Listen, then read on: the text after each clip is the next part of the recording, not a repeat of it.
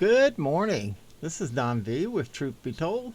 Hope everyone had a wonderful 4th of July weekend. We're broadcasting here in Arizona under partly cloudy skies. Looks like it's going to be another cool day. Almost forgot. Please remember to subscribe. 97% of the people who watch my videos are not subscribers, and it would really help me out if just reach down there and hit the subscribe button and get my numbers up. Any rate, without ado, let's go ahead and move right to it. Adam Schiff, convicted of treason. On Thursday, July 1st, a military tribunal at Guantanamo Bay convicted Chair of the House Intelligence Committee Adam Schiff on charges of treason and espionage after hearing evidence that linked the Weasley worm to a Chinese-sponsored plot aimed at impeaching the most patriotic president to ever have sat in the Oval Office. In July of 2019, Schiff grossly distorted and wildly mischaracterized 45's telephone call with Ukrainian President Vladimir Zelensky, in which he was alleged to have withheld U.S. aid in return for an investigation into Hunter Biden.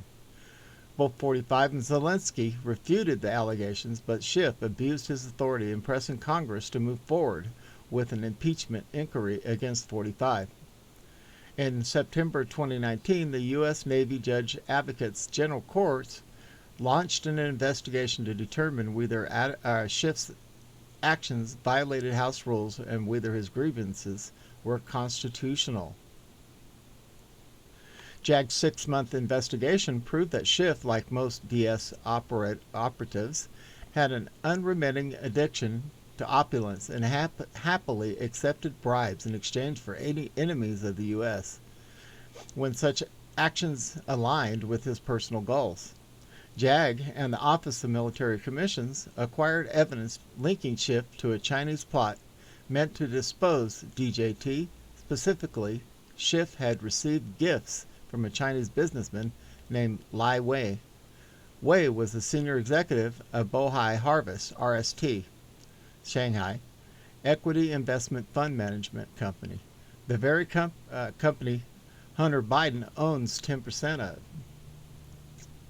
The gifts include a rare 54 Bio-Day Rolex valued at $5 million and a Bugatti Chiron per Sport worth approximately $3 million, the later of which he surreptitiously auctioned at Sotheby's.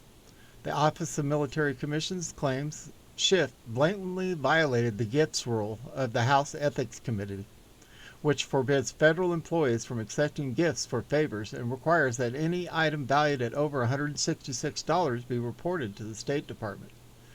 This evidence, in part, led to Schiff's May 24th arrest and subsequent trip to Guantanamo Bay.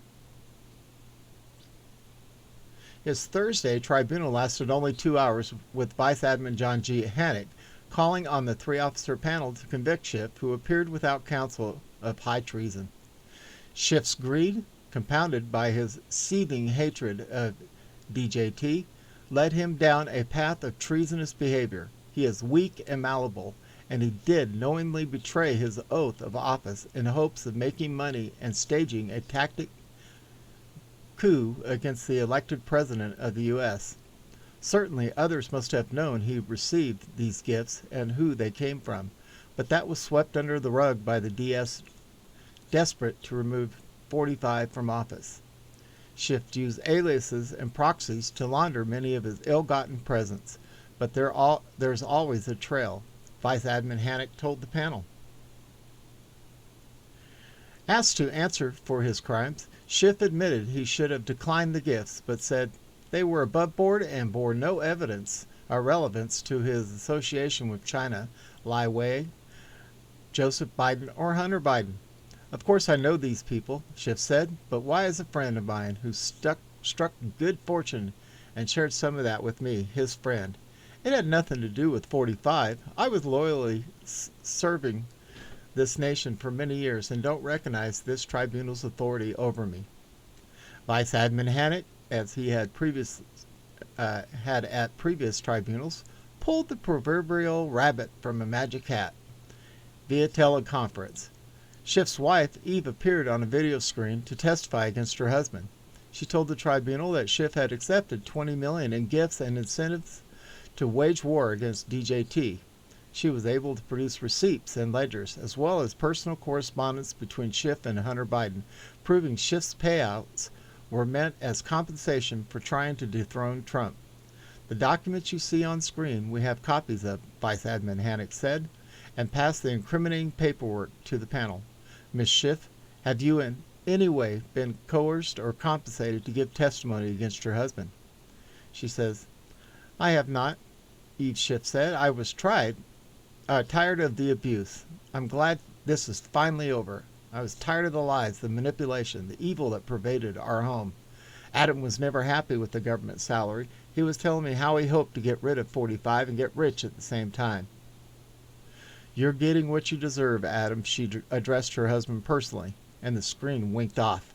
Shortly thereafter, the three officers weighing the military's case found Schiff guilty and recommended he receive capital punishment for his crimes against America. Vice Admin Hannock concurred and scheduled Schiff's execution for August 13th. Boy, with a lot of explosive alleged information here and there. I gotta say alleged, have to. All right, moving on. Update. Nation's largest teachers union votes to conduct Oppo research on outspoken opponents of critical race theory. Yeah, of course they will. In the U.S. today, thanks to the work of the Obama regime, federal employees are forced to attend critical race theory sessions and workshops to focus on white privilege and microaggressions. The discipline is pure Marxism and anti-white, anti-U.S. racism being pushed on U.S. government employees. Several U.S. corporations also push this on their employees in workshops and seminars. It is a lucrative business for the far left based on pseudoscience, hate, and victimhood. Investigative journalist Mark Ruffo called on 45 to eliminate this hateful indoctrination from the federal government back in September. A little video here. As I told Tucker Carlson tonight, I called on President 45 to immediately issue an executive order abolishing critical race theory from the federal government. There is no space for this toxic, divisive pseudoscientific ideology in our public institutions. Yeah, let's take a listen to this. So tonight we've asked Chris Ruffo to walk us through some of what is happening here. You should know the details. Ruffo is a research fellow at the Discovery Institute as well as a contributing editor at City Journal, and he joins us now. Chris Ruffo, thanks so much for coming on. Appreciate it. Yeah, thanks so much. You know, Tucker, this is something I've been investigating for the last 6 months, and it's absolutely astonishing how critical race theory has pervaded every institution in the federal government. And what I've discovered is that critical race theory has become, in essence, the default ideology of the federal bureaucracy and is now being weaponized against the American people. I'd like to share 3 investigations that I've unleashed that show the kind of depth of this critical race theory, cult indoctrination, and the danger and destruction it can wreak. First, the Treasury Department. I broke the story on the Treasury Department, which held a seminar earlier this year from a man named Howard Ross, a diversity trainer who has billed the federal government more than $5 million over the past 15 years, conducting seminars on critical race theory. And he told Treasury employees essentially that America was a fundamentally white supremacist country, and I quote, virtually all white people uphold the system of racism and white superiority, and was essentially denouncing the country and asking white employees at the Treasury Department and affiliated organizations to accept their white privilege, accept their white racial superiority, and accept essentially all of the baggage that comes with this reducible essence of whiteness. Second, this is not by any means limited to the Treasury Department. Critical race theory has actually now infiltrated our criminal justice system. system. Just this week, I released a story that the FBI is now holding weekly seminars on intersectionality, which is a hard left academic theory that reduces people to a network of racial, gender, and sexual orientation identities that intersect in complex ways and determine whether you are an oppressor or oppressed. Obviously, with the white straight male, such as FBI Director Christopher Wray, being at the top of this pyramid of evil. And third, this is a major story. Critical race theory is now infiltrating into our scientific establishment. A few weeks ago, I released the story that critical race theorists at the Sandia National Laboratories, which creates our nuclear weapons arsenal, sent their white male executives on a 3-day re-education camp to deconstruct their white male culture and actually force them to write letters of apology to women and people of color. Whistleblowers within Sandia National Laboratories have now spoken out, but laboratory executives have dispatched counterintelligence teams to quickly erase their communications, silence and shut them down. And this is really the bottom line. There are some great people in D.C., such as Senator Josh Hawley in Missouri, that are starting to push back, but conservatives need to wake up that this is an existential threat to the United States, and the bureaucracy, even under the Trump administration, is now being weaponized against core traditional American values. And I'd like to make it explicit. The President and the White House, it's within their authority and power to immediately issue an executive order abolishing critical race theory trainings from the federal government. And I call on the President to immediately issue this executive order and stamp out this destructive, divisive, pseudoscientific ideology at its root.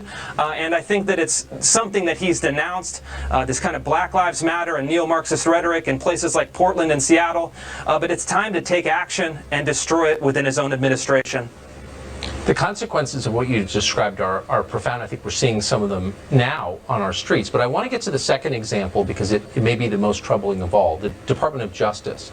So the underlying idea behind our entire justice system is that all of us are treated equally under the laws of the United States. Your race, your gender, who you sleep with are irrelevant in the eyes of the law. How could the FBI, which is armed and empowered to uphold those laws, be disseminating lies like this, which are exactly contrary to their mission? I mean, how corrosive is that? How scary is that? It's extremely corrosive, and what we're seeing is that the institutions of the federal government, the actual bureaucracies and agencies and this kind of permanent administrative state has really abandoned the core American principles of equality under the law, of judging individuals as individuals on their merits, and they're now adapting this radical left ideology of judging people from their group identity, and it's absolutely terrifying that the FBI, which has almost kind of plenary physical authority in the United States, would be adapting this ideology. And I think it's a red alert moment, and all Americans should be deeply worried about their country. They should be. This has nothing to do with this election. It has to do with our future as a nation. Very quickly, there are reports that this is going on in the United States military. Is that true? Yeah, I've had some leaks from inside the U.S. military, in the Air Force and the Navy. I'm still working on these stories to source them, to confirm them. But what I can say is this, is that they are essentially, starting in 2011 with an Obama executive order mandating diversity and inclusion initiatives throughout the federal government. They've created these offices of diversity and inclusion who ostensibly are supporting greater diversity, but in practice, according to sources throughout the federal government, serve as almost internal intelligence services to perpetuate this ideology and to root out conservative ideas and ultimately purge conservative employees. A diverse country can't handle this for long. We need to be unified by our equality under the law, or we won't be unified. And by the way, if there are people watching this who've experienced it, I hope you'll reach out to us whistleblowers within the military or other federal agencies. Will reach out to Chris Rufo or to us, because we're going to keep on this story. Chris Rufo, thanks so much for your report tonight. I appreciate it. Wow. These people need to be thrown out of office, thrown out and just arrested for their ideological garbage they're throwing down upon our people. Can you imagine them teaching this to our teachers who instruct our children? They're raising these people up from the bottom down, bottom up. And this is just getting ridiculous. And then they're shoving this down our military. We can thank Obama for getting rid of a bunch of our conservative generals and bringing in a bunch of liberals for this kind of garbage to be taught to our people. This is Don V with Truth Be Told. Hope you found these as shocking as I did. And we are out of here.